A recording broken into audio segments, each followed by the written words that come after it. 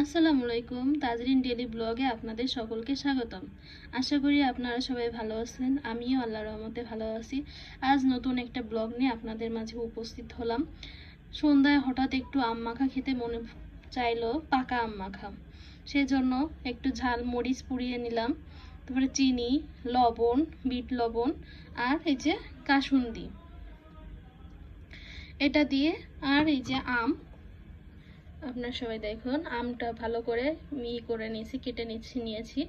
আপনারা সবাই দেখতে থাকুন। এখন আমি পাকা আম মাখা খেতে খুব মনে যাচ্ছে, আমি এটা এখন মাখাবো। প্রথমে এই যে আমগুলা ভালোভাবে কেটে নিয়েছি। এখন একে একে সমস্ত মরিচ কুচি দিয়ে দিলাম, বিট লবণ দিয়ে দিলাম,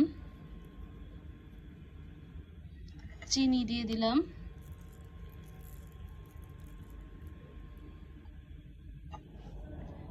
একটু রেগুলার লবণ দিয়ে দিলাম।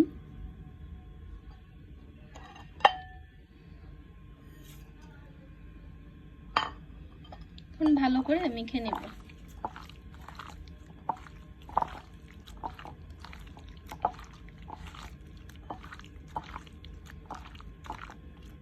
খেতে মনে চাচ্ছিল আম মাখা, পাকা আম মাখা, একটু টক টক তো খেতে খুব ভালো লাগবে।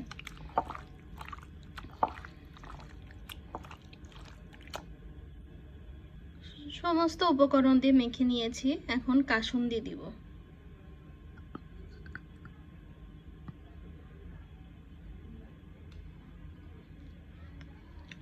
কাসুন্দি দিয়েও ভালোভাবে মেখে নেব।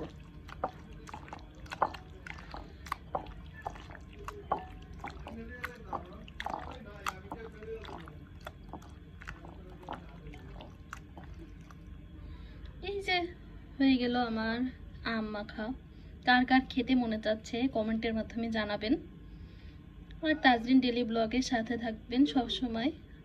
ভুল ত্রুটি হলে আমার ব্লগটা আপনারা ক্ষমা দৃষ্টিতে দেখবেন। সবাই ভালো থাকেন।